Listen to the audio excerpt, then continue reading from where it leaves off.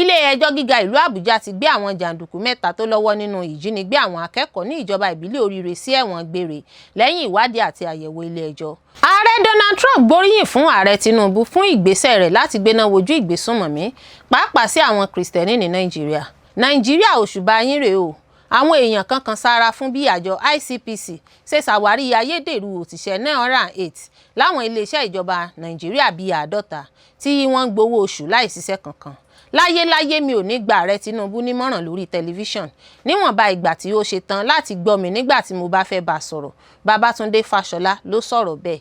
Ìjọba àpapọ̀ ò ní àṣẹ láti kọ́lé fún àwọn ọba ìbílẹ̀ lábẹ́ òfin. Àtíkù ló gbéná wojú Tinubu bẹ́ẹ̀ lẹ́yìn ìpinnu rẹ̀ láti kọ́ ààfin 106 fún àwọn ọba ìbílẹ̀ pẹ̀lú 22.15 billion naira. Iléeṣẹ́ ọlọ́pàá Nàìjíríà ti pàṣẹ fún iléeṣẹ́ ọlọ́pàá ìpínlẹ̀ Ebonyi láti fi ẹjọ́ àti ìwádìí ikú Mary Abila tó kú sílé sẹ́nẹ́tọ̀ David Umahi ránṣẹ́ sí Àbújá fún ìwádìí tó péye. Pẹ̀lú bí ilé ẹjọ́ ṣe dá EFCC lọ́wọ́ kọ láti ṣe ìwádìí ìṣúná gómìnà ìpínlẹ̀ Ọ̀yọ́, lẹ́gbẹ́ APM bá ní ẹ̀rù Mákindé ń ba Tinubu. Ọdún 8 ni mo fi jẹ́ gómìnà ìpínlẹ̀ Ọ̀ṣun láì dá ilé ara mi kọ́. Arẹ́gbẹ́ṣọlá gómìnà tẹ́lẹ̀ rí ní ìpínlẹ̀ Ọ̀ṣun ló ṣàlàyé fáyé bẹ́ẹ̀. Òpin dé bá ẹgbẹ́ onímọ́tò èrò NURTW lọ́ṣun fún bí gómìnà Adeleke ṣe fòpin sí ojúṣe ẹgbẹ́ náà ní gbogbo ibùdókọ̀ ní ìpínlẹ̀ Ọ̀ṣun. Olórí Olúwaṣìndáráyọ̀ nínú ayé tèmi ní oníròyìn yín. Ẹ gbọ́ àtúpalẹ̀ àwọn ìròyìn náà lẹ́kùnrẹ́rẹ́. Ẹ káàbọ̀ sí ìkànnì Drive TV. Fún ìgbà àkọ́kọ́, ẹ gbìyànjú láti like, share, subscribe kẹ́ ẹ lè máa gbádùn wa lóòrèkóòrè. Kì í ṣe pé mo fi ṣàtìlẹ́yìn fún Mákindé o, àmọ́ amúmi rí i pé olùdíje dupò gómìnà tó fà kalẹ̀ sì máa wọlé. Primate Ayọ̀délé ló sọ̀rọ̀ ẹ̀mí náà jáde. Òjíṣẹ́ Ọlọ́run Primate Elijah Ayọ̀délé, olùdásílẹ̀ ìjọ Inri Evangelical Spiritual Church sọ̀rọ̀. Ó ní kì í ṣe pé òun fi ṣàtìlẹ́yìn fún Mákindé tàbí òun nífẹ̀ẹ́ àti ṣàtìlẹ́yìn fún un, àmọ́ ṣùgbọ́n olùdíje dupò gómìnà lẹ́gbẹ́ òṣèlú rẹ̀ sì máa wọlé gómìnà nípínlẹ̀ Ọ̀yọ́. Ó ní bó tilẹ̀ jẹ́ pé gómìnà Mákindé jọ ara rẹ̀ lójú, agbéraga èèyàn sì ni, àmọ́ tí yóò bá ṣe bí ó ṣe yẹ ó sì máa wọlé gómìnà. Ó kàn gbọ́dọ̀ farabalẹ̀ kó fi sùúrù yanjú ẹ̀, ó sì máa wọlé gómìnà. Bó tilẹ̀ jẹ́ pé kò ní wọlé ìdìbò ààrẹ torí kò ní rí ìbò 10,000 jákèjádò àwọn ìpínlẹ̀ ní Nàìjíríà. Òjíṣẹ́ Ọlọ́run náà nínú ọ̀rọ̀ rẹ̀ tí ó sọ jáde lásìkò tí ó ṣe ìwàásù nínú ìjọ rẹ̀ gẹ́gẹ́ bí fọ́nrán fídíò kan ṣe ṣàfihàn rẹ̀. Ó ní kì í ṣe pé òun ṣàtìlẹ́yìn fún Mákindé, àmọ́ olùdíje dupò gómìnà lẹ́gbẹ́ òṣèlú rẹ̀ APM sì máa dìbò, ó máa wọlé. Ó ní ti Sàráfà Àlí tí ó jẹ́ olùdíje dupò gómìnà lẹ́gbẹ́ òṣèlú APC ó máa lulẹ̀ kò ní wọlé gẹ́gẹ́ bí ó ti wí. Ó ní àwọn jàǹkànjàǹkàn lẹ́gbẹ́ òṣèlú rẹ̀ náà ló máa ṣiṣẹ́ takò. Òjíṣẹ́ Ọlọ́run náà ní kábíyèsí ọba Olúbàdàn gan wà lára àwọn tí yóò ṣe àkóbá àti lulẹ̀ Sàráfà Àlí. Àmọ́ ní ti gómìnà Mákindé kí ó mójútó ìpínlẹ̀ Ọ̀yọ́ torí kò ní wọlé ààrẹ, àmọ́ tí ó bá farabalẹ̀ mójútó ìpínlẹ̀ Ọ̀yọ́ olùdíje dupò gómìnà lẹ́gbẹ́ òṣèlú rẹ̀ sì máa wọlé. Fọ́nrán fídíò oníṣẹ́jú péréte náà tí yóò ṣàfihàn òjíṣẹ́ Ọlọ́run Primate Ayọ̀délé pẹ̀lú ọ̀rọ̀ tí ó sọ yìí ló ti ń jà rìnrìn lórí ayélujára tí àwọn èèyàn sì ń kọ onírúurú ìhà sí. Àwọn kan ní òjíṣẹ́ Ọlọ́run náà mọ ohun tí ń ṣe, nígbà tí àwọn mìíràn sì wí pé bí ọ̀rọ̀ ti jẹ́ gan-an ló wí yìí. Ilé ẹjọ́ gíga ìlú Àbújá ti gbé àwọn jàǹdùkú mẹ́ta tó lọ́wọ́ nínú ìjínigbé àwọn akẹ́kọ̀ọ́ ní ìjọba ìbílẹ̀ Oríire sí ẹ̀wọ̀n gbére lẹ́yìn ìwádìí àti àyẹ̀wò ilé ẹjọ́. Ilé ẹjọ́ gíga àpapọ̀ tó wà ní Àbújá ti dá ènìyàn 3 lẹ́bi, ó sì jù wọ́n sẹ́wọ̀n gbére nítorí ipa tí wọ́n kó nínú ìjínigbé àwọn akẹ́kọ̀ọ́ àti àwọn olùkọ́ ilé ẹ̀kọ́ ní ìjọba ìbílẹ̀ Oríire ní ìpínlẹ̀ Ọ̀yọ́. Adájọ́ Salim Ibrahim ló dá àwọn afurasí náà lẹ́bi lẹ́yìn tí wọ́n jẹ́wọ́ sí díẹ̀ lára àwọn ẹ̀sùn tí ìjọba àpapọ̀ fi kàn wọ́n. Orúkọ àwọn tí ilé ẹjọ́ dá lẹ́bi náà ni Abdulrazak Umar tí a tún mọ̀ sí Abu Khalifa tàbí Abu Khalid, Yunusa Musa tí a tún mọ̀ sí Yunusa bin Musa àti Samsu Adamu Sani tí a tún mọ̀ sí Abu Itsar. Ní Ọjọ́bọ̀ wọ́n gbé wọn wá síwájú ilé ẹjọ́ lórí ẹ̀sùn 10 tó ní ṣe pẹ̀lú ìpànìyàn, ìjínigbé, fífi ìmọ̀ pamọ́, kíkọ́ àwọn ènìyàn ní iṣẹ́ búburú àti ìwakùsà lọ́nà tí kò bófin mu. Lẹ́yìn tí wọ́n ka ẹ̀sùn náà sí wọn lẹ́sẹ̀, wọ́n jẹ́wọ́ pé àwọn fi ìmọ̀ pamọ́ nípa àwọn tó ṣètò ìkọlù sí ilé ẹ̀kọ́ náà. Wọ́n tún jẹ́wọ́ pé àwọn jẹ́ ọmọ ẹgbẹ́ Darussalam, ẹgbẹ́ tí wọ́n ṣàpèjúwe gẹ́gẹ́ bí alábàákẹ́gbẹ́pọ̀ pẹ̀lú Jamaatu Ansaru Muslimina fi Biladis Sudan Ansaru, ẹgbẹ́ apànìyàn tí ìjọba Nàìjíríà ti fòfin dè. Gbogbo àwọn afurasí mẹ́tẹ̀ẹ̀ta jẹ́wọ́ sí ẹ̀sùn 4 àti 6, ṣùgbọ́n Abdulrasaq Umar Abu Khalid nìkan ló tún jẹ́wọ́ sí ẹ̀sùn 7, 8, 9 àti 10 tí wọ́n fi kàn pé ó ń fún àwọn apànìyàn ní ẹ̀kọ́ àti ìtọ́sọ́nà nípasẹ̀ ìkànnì WhatsApp kan tí wọ́n pè ní The Oneness of Allah is the Foundation of Peace. Síbẹ̀ wọ́n kọ àwọn ẹ̀sùn mìíràn tí wọ́n fi kàn wọ́n. Lẹ́yìn ìjẹ́wọ́ wọn, olùdarí ẹ̀ka ìjọba tó ń gbé ẹjọ́ kalẹ̀ fún ìjọba àpapọ̀ ọ̀gbẹ́ni Rotimi Oyedepo SAN tó darí ẹgbẹ́ agbẹjọ́rò ìjọba bẹ̀ ilé ẹjọ́ pé kí ó dá àwọn afurasí náà lẹ́jọ́ lórí àwọn ẹ̀sùn tí wọ́n ti jẹ́wọ́. Gẹ́gẹ́ bí ẹ̀sùn náà ṣe sọ, gbogbo wọn tí wọ́n jẹ́ ọmọ ìjọba ìbílẹ̀ Suleja ní ìpínlẹ̀ Niger ni wọ́n fọwọ́sowọ́pọ̀ pẹ̀lú Muhammad Sani, Jibril Muhammed àti Ibrahim Kabab láàrin oṣù kìíní sí oṣù karùn-ún ọdún 2026 láti jí àwọn akẹ́kọ̀ọ́ àti olùkọ́ ilé ẹ̀kọ́ náà gbé ní ìpínlẹ̀ Ọ̀yọ́. Wọ́n sọ pé iṣẹ́ náà tako abala 26(1) tí òfin tó ń dènà ìpànìyàn ọdún 2022. Ìjọba tún fi ẹ̀sùn kàn wọ́n pé wọ́n ṣèrànwọ́ nínú ìjínigbé náà, wọ́n sì mọ àwọn tí wọ́n ṣètò ìṣẹ̀lẹ̀ náà àti ohun tí wọ́n ṣe, ṣùgbọ́n wọ́n fi ìmọ̀ náà pamọ́. Wọ́n ní iṣẹ́ náà tako abala 26(2) àti 16(1) òfin náà. Síwájú sí, ìjọba àpapọ̀ sọ pé ní ọjọ́ 2 oṣù kẹfà, àwọn afurasí náà jẹ́wọ́ pé àwọn jẹ́ ọmọ ẹgbẹ́ kan tí ìjọba ti fòfin dè nítorí pé wọ́n jẹ́ ọmọ ẹgbẹ́ apànìyàn náà. Wọ́n ní wọ́n ṣẹ̀ sí òfin tó ń dènà ìpànìyàn ọdún 2022 ní pàtàkì jùlọ abala 25(1). Ààrẹ Donald Trump gbóríyìn fún ààrẹ Tinubu fún ìgbésẹ̀ rẹ̀ láti gbéná wojú ìgbésùnmọ̀mí pàápàá sí àwọn Kristẹni ní Nàìjíríà. Ààrẹ orílẹ̀-èdè Amẹ́ríkà Donald Trump ti gbóríyìn fún ààrẹ Bọ́lá Tinubu fún ohun tí ó pè ní ìṣàkóso tó lágbára àti ìgbésẹ̀ tó dájú láti dojúkọ ìṣòro ìpànìyàn àti ìṣòro ààbò ní Nàìjíríà, pàápàá jùlọ láwọn ìkọlù sí àwùjọ Kristẹni. Trump sọ èyí nínú lẹ́tà kan tó kọ sí Tinubu ní ọjọ́ 6 oṣù keje ọdún 2026. Àwọn àlàyé lẹ́tà náà sì di mímọ̀ fún gbogbo ènìyàn ní ọjọ́rú, gẹ́gẹ́ bí ìkéde tí olùdámọ̀ràn pàtàkì fún ààrẹ lórí ìròyìn àti ìlànà Báyọ̀ Nànúgà fi síta. Nínú lẹ́tà náà tí àkọlé rẹ̀ jẹ́ ààrẹ Trump gbóríyìn fún ìṣàkóso tó lágbára lábẹ́ ààrẹ Tinubu lòdì sí àwọn apànìyàn. Trump gbóríyìn fún àwọn ìsapá Tinubu láti yanjú àwọn ìṣòro ààbò. Ó sì tún ṣèlérí pé Amẹ́ríkà yóò máa bá Nàìjíríà ṣiṣẹ́ nínú ìjà lòdì sí ìpànìyàn. Ó kọ pé mo dúpẹ́ fún lẹ́tà rẹ tó kún fún ìmọ̀lára rere. Ọ̀rọ̀ inú rere tí o sọ nípa mi fún mi ní ayọ̀ púpọ̀. Mo sì mọyì ìṣàkóso rẹ tó lágbára fún àǹfààní àwọn ọmọ Nàìjíríà. Mo gbóríyìn fún ìpinnu rẹ láti kojú àwọn ìṣòro tó ń da orílẹ̀-èdè rẹ láàmú, pàápàá jùlọ ìwà ipá tó ń kan àwùjọ àwọn Kristẹni. Ó sì jẹ́ ọlá fún mi láti dúró tì ọ́ nínú ìjà lòdì sí àwọn apànìyàn àti láti ṣiṣẹ́ pọ̀ láti mú kí orílẹ̀-èdè olómìnira àpapọ̀ Nàìjíríà lágbára àti ní ìlọsíwájú. Gẹ́gẹ́ bí ìkéde náà ṣe sọ, Trump tún ṣàlàyé pé ìbáṣepọ̀ tó wà láàrin Amẹ́ríkà àti Nàìjíríà ṣe pàtàkì gan ní àkókò tí ìjà àti ìṣòro ààbò ń gbòòrò ká ìwọ̀ oòrùn Áfíríkà àti àwọn apá mìíràn lágbàáyé. Ó ní ìbáṣepọ̀ Amẹ́ríkà àti Nàìjíríà ṣe pàtàkì gan ní àkókò yìí. Àwa méjèèjì ní ìfẹ́ kan náà láti dojúkọ ìwà ìpànìyàn. Ètò ìfọwọ́sowọ́pọ̀ ààbò Amẹ́ríkà àti Nàìjíríà fún ọdún 2026 ti dá ìpínlẹ̀ tó lágbára sílẹ̀ láti ṣàṣeyọrí ètò yìí. Trump tún sọ pé Amẹ́ríkà ti ń bá Nàìjíríà ṣiṣẹ́ pẹ̀lú ríran àwọn ológun rẹ̀ wá Nàìjíríà. Ó ṣàlàyé pé wọ́n ti rán àwọn ọmọ ogun pàtàkì ilẹ̀ Amẹ́ríkà wá láti kọ́ àti láti pèsè irinṣẹ́ fún àwọn ọmọ ogun Nàìjíríà kí wọ́n lè dáàbò bo orílẹ̀-èdè náà àti ààbò àwọn aráàlú, pàápàá àwọn olùjọ́sìn tí wọ́n ti ní ìrírí ìkọlù. Ó fi kún pé mò ń retí láti tẹ̀síwájú nínú àwọn ìjíròrò wa ní gbogbo àkókò tí mo bá wà ní ipò ààrẹ. Ààrẹ Nàìjíríà tún sọ pé Nàìjíríà àti Amẹ́ríkà ti mú ìfọwọ́sowọ́pọ̀ wọn lórí ààbò pọ̀ sí láwọn oṣù díẹ̀ sẹ́yìn lẹ́yìn tí wọ́n dá ẹgbẹ́ iṣẹ́ àpapọ̀ Joint Working Group sílẹ̀ tí àwọn olùdámọ̀ràn ààbò orílẹ̀-èdè méjèèjì ń darí.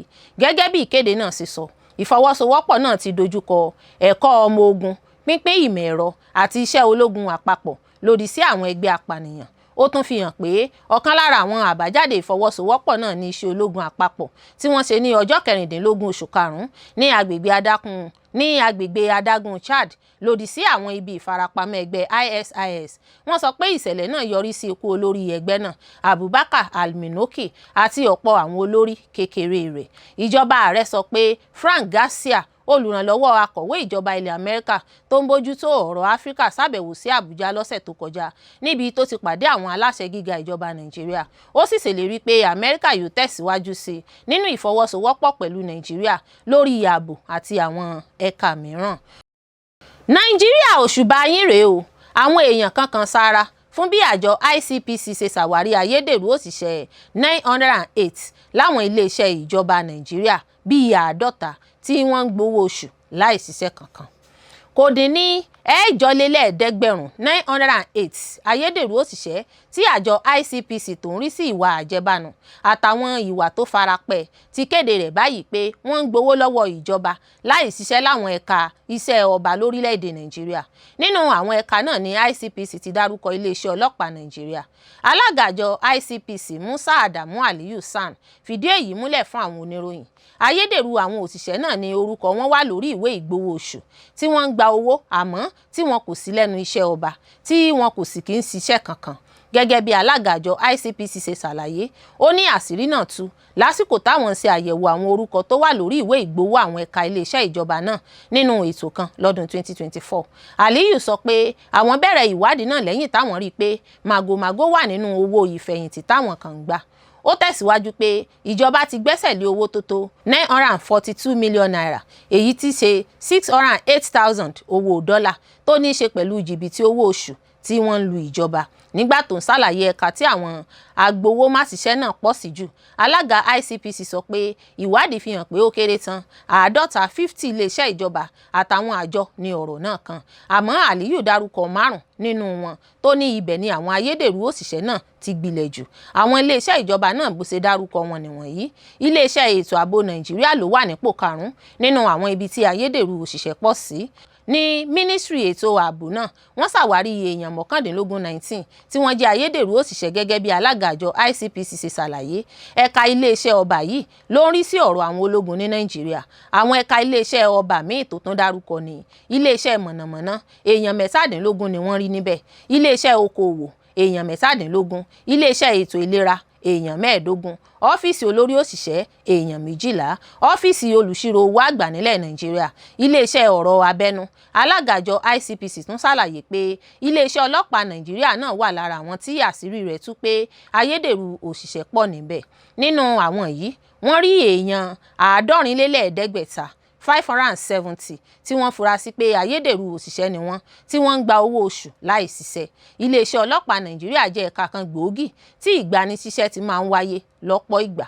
Bákan náà, ọ̀pọ̀ ayédèrú òṣìṣẹ́ ní àjọ ICPC sọ pé ìwádìí fi hàn ní iléeṣẹ́ tó ń rí sí ìpèsè omi lẹ́ka ìjọba àpapọ̀. Ní àjọ náà, wọ́n rí 100 orúkọ 80 àwọn èèyàn tí wọ́n ń gba owó oṣù tí wọn kò tilẹ̀ kí ń ṣe òṣìṣẹ́ àjọ náà. Ní iléeṣẹ́ tó ń rí sí iṣẹ́ òde lẹ́ka ìjọba àpapọ̀ tí a mọ̀ sí Federal Ministry of Works, lára wọn wà àwọn àjọ tí ICPC ti ṣàwárí ayédèrú òṣìṣẹ́. Wọ́n ṣàwárí ayédèrú òṣìṣẹ́ 66 56 níbẹ̀. Iléeṣẹ́ yìí ló ń rí sí ètò àti bí wọ́n ṣe ń ṣe àwọn ọ̀nà márosẹ̀ káàkiri Nàìjíríà. Iléeṣẹ́ yìí ló wà ní ipò 4 nínú àwọn ẹ̀ka ìjọba tí ayédèrú òṣìṣẹ́ pọ̀ sí jùlọ, gẹ́gẹ́ bí ICPC ṣe fìdí ẹ̀ múlẹ̀. Alága àjọ ICPC sọ nípa iléeṣẹ́ tó ń rí sí ọ̀rọ̀ òkèèrè náà pé wọ́n rí èèyàn 24 tí wọ́n jẹ́ ayédèrú òṣìṣẹ́. Iléeṣẹ́ yìí ló ń rí sí ọ̀rọ̀ tó bá kan Nàìjíríà nílé òkèèrè àti àjọṣepọ̀ wọn. Nàìjíríà. Láyéláyé mi ò ní gba ààrẹ Tinubu nímọ̀ràn lórí tẹlifíṣàn níwọ̀nba ìgbà tí ó ṣe tán láti gbọ́ mi nígbà tí mo bá fẹ́ bá sọ̀rọ̀. Babátúndé Fáṣọlá ló sọ̀rọ̀ bẹ́ẹ̀.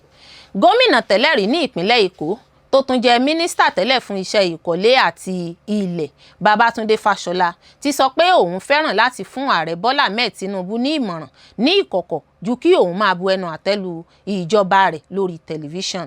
Fáṣọlá sọ èyí nígbà tó ń bá TVZ News sọ̀rọ̀ ní Ọjọ́rú, níbi tí wọ́n ti bi í léèrè ìdí tí kò fi máa sọ èrò rẹ̀ ní gbangba nípa iṣẹ́ ààrẹ. Ó ṣàlàyé pé ààrẹ fúnra rẹ̀ máa ń bá òun sọ̀rọ̀, ó sì máa ń béèrè fún ìmọ̀ràn nípa àwọn ibi tí ìjọba yẹ kí ó túbọ̀ múra sí bí wọ́n ṣe ń súnmọ́ ìdìbò ọdún 2027. Ó ní pé òun ti pinnu láti pa ọ̀nà ìbánisọ̀rọ̀ ìkọ̀kọ̀ náà mọ́ dípò kí òun máa sọ ohun tóun rò lórí tẹlifíṣàn. Ó sọ pé ó pè mí lónìí, ó sì ní sọ ibì kan tí ìjọba mi gbọdọ̀ múra sí bí a ṣe ń súnmọ́ ọdún 2027. Kí ni ìmọ̀ràn rẹ? Ṣé mo máa dá ààrẹ lóhùn lórí tẹlifíṣàn? Mo ti pinnu pé mi ò ní ṣe bẹ́ẹ̀. Fáṣọlá tún sọ pé òun ní àǹfààní láti bá ààrẹ pàdé dáadáa. Òun sì tún fún un ní ìmọ̀ràn lórí àwọn ọ̀rọ̀ kan tẹ́lẹ̀. Gẹ́gẹ́ bí ó sì sọ, ó ṣe pàtàkì kí ọ̀nà ìbánisọ̀rọ̀ náà má bàjẹ́ ju kí òun máa sọ̀rọ̀ ní gbangba lọ. Ó ní mo lè bá sọ̀rọ̀ nígbàkigbà tí mo bá nílò rẹ̀. Mo sì ti fún un ní ìmọ̀ràn lórí ọ̀pọ̀lọpọ̀ nǹkan. Mo gbà pé ó ṣe pàtàkì kí á jẹ́ kí ọ̀nà ìbánisọ̀rọ̀ náà wà bẹ́ẹ̀.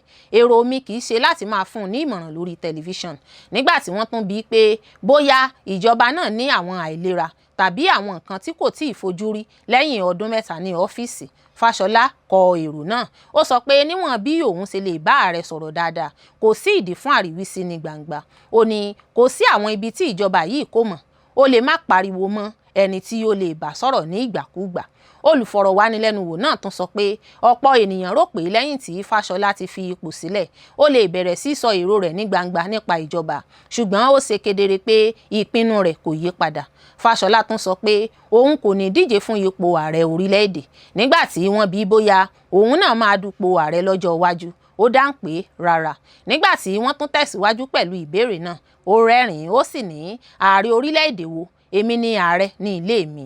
Ó tún lo àkókò ìfọ̀rọ̀wánilẹ́nuwò náà láti rántí iṣẹ́ rẹ̀ tó ti lé ní ọdún 22 nínú iṣẹ́ ìjọba. Ó ṣàpèjúwe ìrìn àjò rẹ̀ gẹ́gẹ́ bí àǹfààní ńlá tí kò rò pé òun yóò rí. Ó sì ní ìrètí pé yóò jẹ́ ìmísí fún ìran tuntun àwọn ọmọ Nàìjíríà.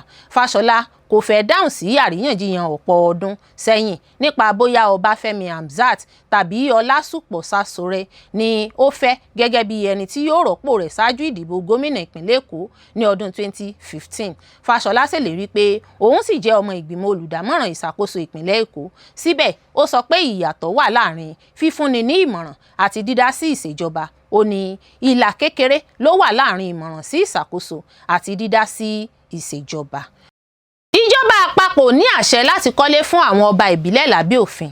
Àtíkù ló gbéná wojú Tinubu bẹ́ẹ̀ lẹ́yìn ìpinnu rẹ̀ láti kọ́ ààfin 106 fún àwọn ọba ìbílẹ̀ pẹ̀lú 22.15 billion naira. Olùdíje sípò ààrẹ lẹ́gbẹ́ òṣèlú African Democratic Congress ADC, Atiku Abubakar ti sọ fún ààrẹ Bọ́lá Ahmed Tinubu pé ìjọba àpapọ̀ kò ní àṣẹ lábẹ́ òfin orílẹ̀-èdè láti ná owó fún kíkọ́ tàbí títún àwọn ààfin àwọn ọba ìbílẹ̀ ṣe.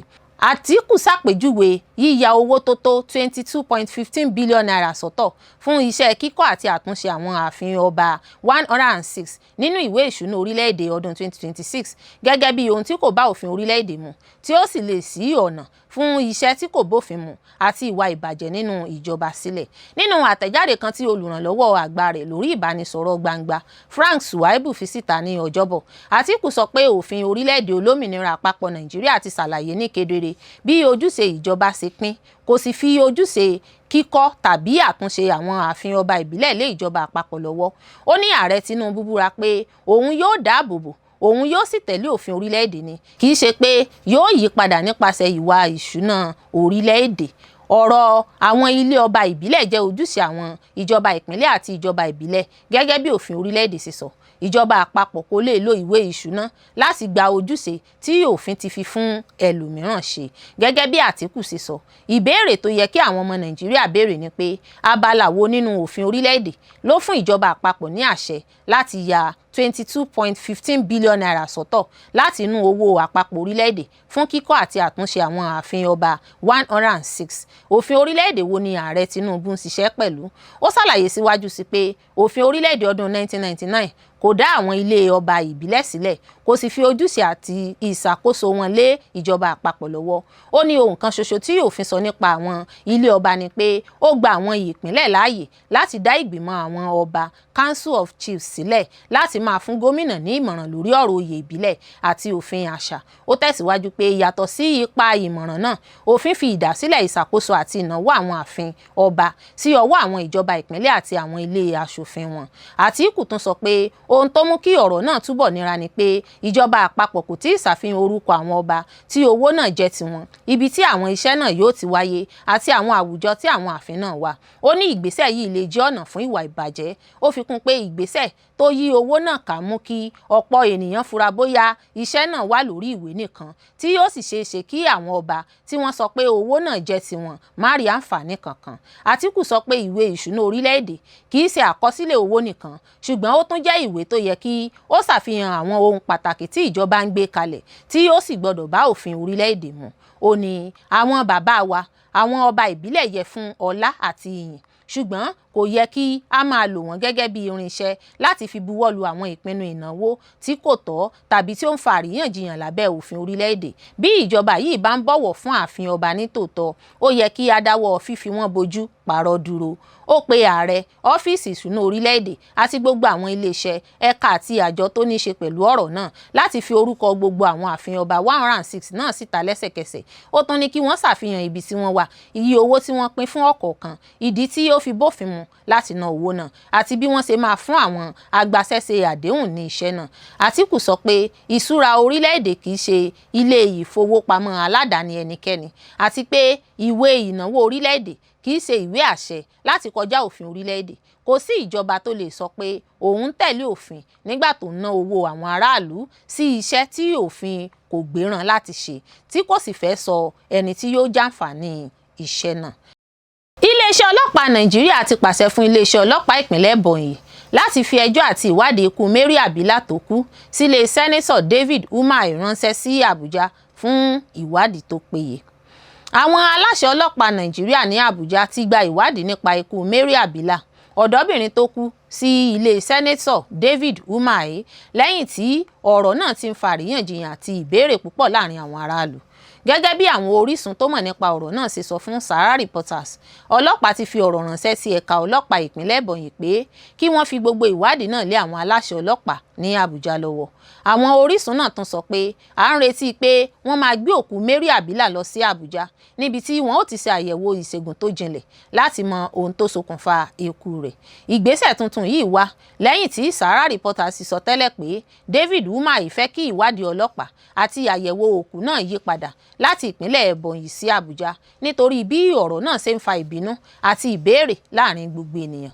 Gẹ́gẹ́ bí ọ̀pọ̀ orísun ṣe sọ, mínísítà náà kò ní ìtẹ́lọ́rùn pẹ̀lú bí ẹ̀ka ọlọ́pàá ìpínlẹ̀ Ebonyi ṣe ń ṣe ìwádìí náà, pàápàá lẹ́yìn tí àwọn àlàyé nípa ọ̀rọ̀ náà bẹ̀rẹ̀ sí jáde síta. Àwọn orísun náà tún sọ pé Umahi fẹ́ kí ọ̀rọ̀ náà yanjú ní ìpínlẹ̀ náà, ṣùgbọ́n gómìnà Francis Nwifuru tẹnumọ́ pé kí ọlọ́pàá ṣe ìwádìí tó péye láti mọ̀ bóyá ọwọ́ ènìyàn wà nínú ikú náà. Ọ̀kan lára àwọn orísun náà sọ pé gómìnà tẹnumọ́ pé kí ọlọ́pàá ṣe ìwádìí tó jinlẹ̀ dípò kí wọ́n gbìyànjú láti fi ọ̀rọ̀ náà pamọ́. Àwọn orísun náà tún sọ pé kọmíṣánná ọlọ́pàá ìpínlẹ̀ Ebonyi Hope Nruwa Okafor ni wọ́n pè sí olú iléeṣẹ́ ọlọ́pàá ní Àbújá ní ọ̀sẹ̀ yìí lórí bí ìwádìí náà ṣe ń lọ. Gẹ́gẹ́ bí wọ́n ṣe sọ, wọ́n gbìyànjú láti fi ipá mú láti dorí ọ̀rọ̀ náà kodò, ṣùgbọ́n ó kọ̀ láti ṣe ohun tó lè ba ìdúróṣinṣin ìwádìí náà jẹ́. Ọ̀rọ̀ ikú Mary Abila náà tún ti mú kí àwọn ènìyàn bẹ̀rẹ̀ sí sọ̀rọ̀ nípa wàhálà tó lè wà láàrin mínísítà David Umahi àti ẹni tó gba ipò lọ́wọ́ rẹ̀ gẹ́gẹ́ bí gómìnà ìpínlẹ̀ Ebonyi Francis Nwifuru lórí bí wọ́n ṣe ń bójú tó ọ̀rọ̀ náà. Sahara Reporters tún sọ pé lẹ́yìn tí ọ̀rọ̀ náà ti ń fa àríyànjiyàn púpọ̀ àti pé wọ́n dá ìsìnkú Mary Abila dúró, Umahi béèrè pé kí ọlọ́pàá Àbújá gba ìwádìí náà lọ́wọ́ ẹ̀ka ọlọ́pàá ìpínlẹ̀ Ebonyi kí wọ́n sì gbé òkú náà lọ sí Àbújá fún àyẹ̀wò ìṣègùn tó jinlẹ̀. Àwọn orísun tún sọ pé àwọn ìgbìyànjú láti fi ọ̀rọ̀ náà pamọ́ kò ṣàṣeyọrí nítorí pé àwọn ọlọ́pàá àti àwọn òṣìṣẹ́ ilé ìwòsàn kọ̀ láti fi ìmọ̀ nípa ọ̀rọ̀ náà pamọ́. Ọ̀rọ̀ náà gba àfiyèsí gbogbo ènìyàn lẹ́yìn tí àwọn fọ́tò kan tí wọ́n sọ pé ó fi Mary Abila hàn pẹ̀lú ẹ̀jẹ̀ ní ẹnu àti imú rẹ̀ ti bẹ̀rẹ̀ sí tàn káàkiri lórí ayélujára. Èyí sì mú kí ọ̀pọ̀ ènìyàn béèrè fún ìwádìí olómìnira. Bó tilẹ̀ jẹ́ pé bàbá Mary Abila, Wisdom Abila, ti sọ fún ilé-ẹjọ́ gíga ìpínlẹ̀ Ebonyi pé òun kò fẹ́ kí wọ́n ṣe àyẹ̀wò òkú ọmọ rẹ̀. Ìsìnkú náà ni wọ́n dá dúró lẹ́yìn ìbínú àwọn aráàlú àti ìbéèrè fún ìwádìí tó jinlẹ̀. Mary Abila kú ní ọjọ́ 27 oṣù kẹfà ọdún 2026 lábẹ́ àwọn ipò tí kò tí ì hàn kedere ní ilé David Umahi ní Uburu ìjọba ìbílẹ̀ Ohazara ìpínlẹ̀ Ebonyi. Ìròyìn náà tẹ̀lé gbólóhùn tí Nigeria Society of Physiotherapy NSP ṣe níbi tí wọ́n ti sọ pé orúkọ Mary Abila kò sí nínú àkọsílẹ̀ àwọn physiotherapist tó ní ìwé àṣẹ ní Nàìjíríà. Ní àfikún ní Ọjọ́bọ̀, ìgbìmọ̀ àwọn ọba ìbílẹ̀ Uburu tí Eze Lazarus N. Umahi, arákùnrin David Umahi ń darí, kéde àkókò ìdènà ìrìn àjò láti òwúrọ̀ títí di ìrọ̀lẹ́ káàkiri agbègbè náà fún ayẹyẹ ìwẹ̀nùmọ́ ẹ̀mí ìbílẹ̀ tí wọ́n ń pè ní Isu Arua. Ìgbìmọ̀ náà sọ pé ètò náà jẹ́ ìwẹ̀nùmọ́ ẹ̀mí, àlàáfíà àti àtúnṣe nínú àdúgbò náà. Síbẹ̀, ọ̀pọ̀ ènìyàn fojú sí i nítorí pé ó wáyé ní àkókò tí ìwádìí ikú Mary Abila ṣì ń lọ. Ní àfikún sí i, Sahara Reporter sọ pé àwọn aláṣẹ yunifásítì David Umahi Federal University of Health Sciences pàṣẹ fún àwọn òṣìṣẹ́ pé kí wọ́n má ṣe fi ìmọ̀ kankan nípa ikú Mary Abila síta láì gba àṣẹ. Gẹ́gẹ́ bí ìwé ìpàdé inú ilé-iṣẹ́ tí Sahara Reporter rí ṣe fi hàn, igbákejì alákòóso yunifásítì Vice Chancellor ọ̀jọ̀gbọ́n Jesse Nneke kìlọ̀ fún àwọn òṣìṣẹ́ pé kí wọ́n má ṣe fi ìmọ̀ síta láì gba àṣẹ nítorí ó lè ba orúkọ rere ilé ẹ̀kọ́ náà jẹ́. Àwọn orísun sì sọ pé ọ̀kan lára àwọn ìdí pàtàkì ni láti ṣàkóso bí ìròyìn nípa ọ̀rọ̀ náà ṣe ń tàn káàkiri. Pẹ̀lú bí ilé-ẹjọ́ ṣe dá EFCC lọ́wọ́ kọ́ láti ṣe ìwádìí ìṣúná gómìnà ìpínlẹ̀ Ọ̀yọ́, lẹ́gbẹ́ APM bá ní ẹ̀rù Mákindé ń ba Tinubu. Ilé-ẹjọ́ gíga àpapọ̀ tó wà nílùú Ìbàdàn nípínlẹ̀ Ọ̀yọ́ ti gbé àṣẹ kalẹ̀ wípé àjọ tó ń gbógun ti ìwà jìbìtì àti àjẹbánu nílẹ̀ Nàìjíríà EFCC kò gbọ́dọ̀ ṣe ìwádìí tàbí tọpinpin ètò ìṣúná ìjọba ìpínlẹ̀ Ọ̀yọ́ lábẹ́ ìṣàkóso gómìnà Ṣèyí Mákindé. Onídàájọ́ Nkioye Maha ló gbé ìdájọ́ náà kalẹ̀ nínú ẹ̀sùn tí ìjọba ìpínlẹ̀ Ọ̀yọ́ gbé lọ síwájú rẹ̀ lọ́jọ́ 2 oṣù kẹfà ọdún 2025 láti tako bí àjọ EFCC ṣe fẹ́ wádìí túdì ètò ìṣúná wọn wò. EFCC ló gbé àkànṣe ìwádìí dìde láti ṣe àgbéyẹ̀wò àwọn owó iṣẹ́ àkànṣe tí ìjọba ìpínlẹ̀ Ọ̀yọ́ gbé jáde fún àwọn agbaṣẹ́ṣe láàrin ọdún 2021 sí ọdún 2025. Ilé-ẹjọ́ náà sọ di mímọ̀ pé bó tilẹ̀ jẹ́ pé àjọ náà ní àṣẹ lábẹ́ òfin láti ṣe ìwádìí ìwà jìbìtì owó àti àjẹbánu, ṣùgbọ́n tó tún sọ pé irú agbára bẹ́ẹ̀ kò gbọ́dọ̀ dá lórí awuyewuye tàbí lílò lọ́nà tí kò yẹ. Gẹ́gẹ́ bí adájọ́ náà ṣe sọ, ó ní àjọ EFCC fẹ́ ṣe ìwádìí òfin tòótọ́ lórí owó tí wọ́n ná fún àwọn agbaṣẹ́ṣe, bó tilẹ̀ jẹ́ pé wọn kò dárúkọ àwọn agbaṣẹ́ṣe tàbí iléeṣẹ́ tàbí owó tó jáde tàbí ẹ̀sùn àṣemáṣe. Ilé-ẹjọ́ wa sọ pé àjọ náà gbọ́dọ̀ bọ̀wọ̀ fún ẹ̀tọ́ lábẹ́ òfin lójúnà láti ṣe èyíkéyìí ìwádìí tàbí òfin tòótọ́. Ìjọba ìpínlẹ̀ Ọ̀yọ́ ló sọ fún ilé-ẹjọ́ wípé kí àjọ EFCC tọ́ka sí àwọn agbaṣẹ́ṣe tàbí owó tó jáde nínú ìgbésẹ̀ láti ṣe ìwádìí rẹ̀ kí àwọn lè pèsè gbogbo ìwé ẹ̀rí tó yẹ fún ìwádìí wọn. Ṣùgbọ́n ṣá, lẹ́yìn tí wọ́n kọ gbogbo ohun láti ọ̀dọ̀ àjọ náà, èyí ló mú kí ìjọba ọ̀hún gba ilé-ẹjọ́ lọ láti ṣe àtúpalẹ̀ òfin lórí irú ìgbésẹ̀ bẹ́ẹ̀. Agbẹjọ́rò ìjọba Amòfin Abíọ́dún Àìkọ́mọ sọ fún ilé-ẹjọ́ bí àjọ EFCC ṣe fẹ́ ṣe àwọn ìwádìí tó ní ṣe pẹ̀lú ọ̀pọ̀lọpọ̀ ọdún kò tọ̀nà rárá, ó jẹ́ bí ìdúnkookò àti pé kò sí ẹ̀sùn kankan tó tì í lẹ́yìn. Ṣùgbọ́n ṣá, nígbà tí agbẹjọ́rò EFCC ń sọ̀rọ̀ ní tiẹ̀, IG Òjìbọ sọ pé abala 18 nínú ìwé tó dá ẹjọ́ náà sílẹ̀ fún wọn ní agbára láti béèrè fún àwọn ìròyìn nípa ẹnikẹ́ni, alákòóso yòówù, iléeṣẹ́ tàbí ìjọba nínú ìgbésẹ̀ láti ṣe ìwádìí òfin tòótọ́.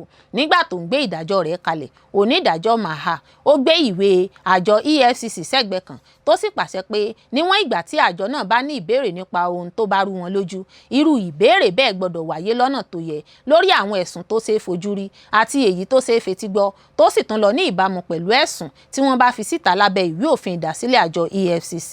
Ju gbogbo rẹ̀ lọ, ẹgbẹ́ òṣèlú Allied People's Movement APM ti wá ṣàlàyé àwọn ìdí pàtàkì tí gómìnà Ṣèyí Mákindé yóò ṣe fìdí ààrẹ Bọ́lá Ahmed Tinubu rẹmi nínú ètò ìdìbò ààrẹ ti ọdún 2027. APM sọ pé àwọn ipa rere tí Mákindé ti kó nínú ìṣàkóso rẹ̀ bíi àkọsílẹ̀ ìṣàkóso, àtúntò ètò ọrọ̀ ajé àti bí ìdàgbàsókè ṣe ń dé bá ìfẹ́ tí àwọn èèyàn ní jákèjádò àgbáyé. Ẹgbẹ́ náà sọ pé àwọn akitiyan gómìnà lórí àtúnṣe sí ètò ọrọ̀ ajé àti iṣẹ́ àkànṣe mánigbàgbé ti gbé e sí ipò tí àwọn ọmọ Nàìjíríà rí gẹ́gẹ́ bí ọ̀nà àbáyọ láti òkè. Nínú àtẹ̀jáde tí akọ̀wé ìpolongo ẹgbẹ́ náà lápapọ̀ Abubakar Yusuf fi síta lásìkò tó ń sọ̀rọ̀ lórí ọ̀rọ̀ tí olùdámọ̀ràn pàtàkì sí ààrẹ lórí ètò ìròyìn Daniel Bwala nípa bó ṣe bu ẹnu àtẹ́ lu ipò òṣèlú Mákindé. Ó sọ pé bí agbẹnusọ iléeṣẹ́ ààrẹ ṣe ń ṣe ìkọlù sí Mákindé fi hàn pé ipò rúru ọkàn ti ń bá iléeṣẹ́ ààrẹ lórí bí gómìnà ṣe ń gba iyì àti ẹ̀yẹ ṣáájú ètò ìdìbò àpapọ̀ ọdún 2027. Yusuf sọ pé kàkà kí wọ́n máa gbèjà ìṣàkóso ààrẹ lórí àwọn ipa tó ti kó, iléeṣẹ́ ààrẹ wá bẹ̀rẹ̀ sí ṣe àtakò sí àwọn alátakò nídìí òṣèlú. Ìgbésẹ̀ láti gbé àwọn alábàáṣiṣẹ́pọ̀ ààrẹ dìde láti máa bu ẹnu àtẹ́ lu gómìnà Mákindé ṣàfihàn àìní ìgboyà nínú àṣeyọrí ìṣàkóso ààrẹ. Ètò ìdìbò ọdún 2027 yóò ṣàfihàn ẹni tí kò ṣe pàtàkì rárá ní tòótọ́. Ẹgbẹ́ APM tún tọ́ka sí ìfọ̀rọ̀wérọ̀ tí Bwala ṣe pẹ̀lú iléeṣẹ́ Al Jazeera ní ìbẹ̀rẹ̀ ọdún yìí, léyìí tó fi sọ pé àwọn ọmọ Nàìjíríà ti mọ ọ̀nà tí ìṣàkóso yìí ń gbà sọ̀rọ̀ jáde. Daniel Bwala tó kọ àwọn ọ̀rọ̀ rẹ̀ tó fi tako gómìnà Mákindé jẹ́ ó yẹ kí ààrẹ Tinubu tètè máa ṣàníyàn báyìí nítorí pé gómìnà Mákindé ń bọ̀ láti bá a du ipò pẹ̀lú àwọn ipa rere tí ó ti kó láwùjọ tó fi mọ́ bó ṣe ń tún ipò Ọ̀yọ́ ṣe. Ọdún 8 ni mo fi jẹ́ gómìnà ní ìpínlẹ̀ Ọ̀ṣun láì dá ilé ara mi kọ́. Arẹ́gbẹ́ṣọlá gómìnà tẹ́lẹ̀ rí ní ìpínlẹ̀ Ọ̀ṣun ló ṣàlàyé fáyé bẹ́ẹ̀.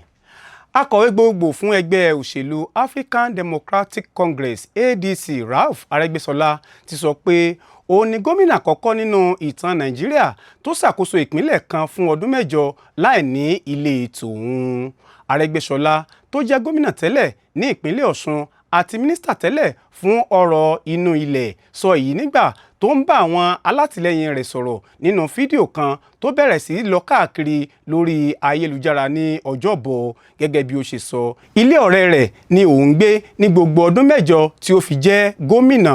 Ó ní èmi ni gómìnà àkọ́kọ́ ní Nàìjíríà tó ṣàkóso ìpínlẹ̀ kan fún ọdún 7 láì ní ilé ti ara mi. Ó tún sọ pé ilé ọ̀rẹ́ mi ni mò ń gbé fún ọdún 7 gẹ́gẹ́ bí gómìnà ní ilẹ̀ bàbá mi. Bí ẹnikẹ́ni bá ní ohun tí mo sọ kì í ṣe òótọ́ kí ó jáde kí ó sì fi ilé tí mo ní hàn mí. Arẹ́gbẹ́ṣọlá jẹ gómìnà ìpínlẹ̀ Ọ̀ṣun láti ọdún 2010 sí 2018. Lẹ́yìn náà, ààrẹ tẹ́lẹ̀ rí olóògbé Muhammad Buhari tún yàn án sí ipò mínísítà fún ọ̀rọ̀ inú ilẹ̀. Ní àkókò tó wà ní ipò gómìnà, ó sọ pé òun gbé àwọn ètò kalẹ̀ láti dín òṣì kù, láti dín àìníṣẹ́ kù àti láti dojú kọ ìyàn. Ó tún fi ìfẹ́ hàn sí ìgbéga ẹ̀kọ́, ìlera, àlàáfíà àti ìdàgbàsókè ìlú àti àwùjọ. Òpin dé bá ẹgbẹ́ onímọ́tò èrò NURTW lọ́ṣun fún bí gómìnà Adeleke ṣe fòpin sí ojúṣe ẹgbẹ́ náà ní gbogbo ibùdókọ̀ ní ìpínlẹ̀ Ọ̀ṣun.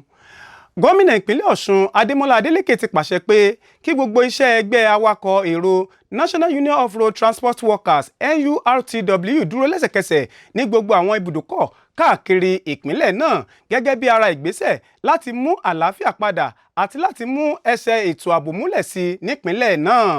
Àṣẹ tó tẹ̀lé ìgbésẹ̀ náà jẹ jáde lọ́jọ́bọ̀ Thursday lẹ́yìn ìpàdé ìgbìmọ̀ ẹ̀ṣọ́ aláàbò ìpínlẹ̀ Ọ̀ṣun tí gómìnà darí rẹ̀.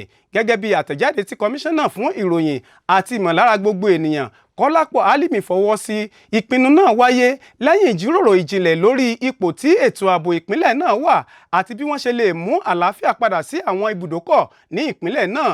Gómìnà Adémọ́lá Adélékè wá fún iléeṣẹ́ ọlọ́pàá àti gbogbo àwọn iléeṣẹ́ ààbò yòókù láṣẹ pé kí wọ́n dá gbogbo ojúṣe ẹgbẹ́ onímọ́tò NURTW náà dúró ní gbogbo àwọn ibùdókọ̀ ní ìpínlẹ̀ Ọ̀ṣun.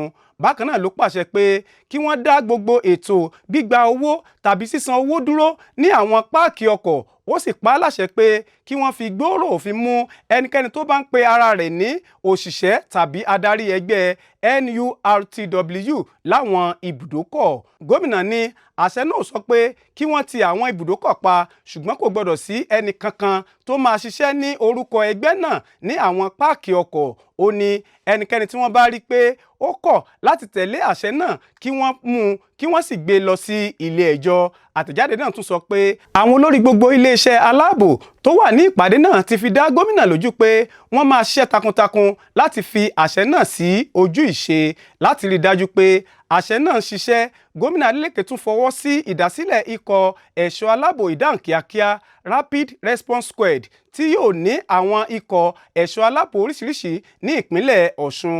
Àwọn tó wà níbi ìpàdé náà ni àwọn olórí ọlọ́pàá ìpínlẹ̀ Ọ̀ṣun láti zone 11 ẹ̀ka DSS, ọmọ ogun Nàìjíríà, ọmọ ogun òfurufú, ọmọ ogun orí omi, àjọ NSCDC, àjọ NDLA, àjọ Nigeria Immigration Service àti àjọ Nigeria Correction Service FRSC, NAPTIP pẹ̀lú Àmọ̀tẹ́kùn. Bákan náà, igbákejì gómìnà, olórí òṣìṣẹ́ lọ́fíìsì gómìnà, kọmíṣánná fún ìròyìn àti olùdámọ̀ràn pàtàkì lórí ètò ààbò náà kò gbẹ́yìn nínú ìpàdé ọ̀hún.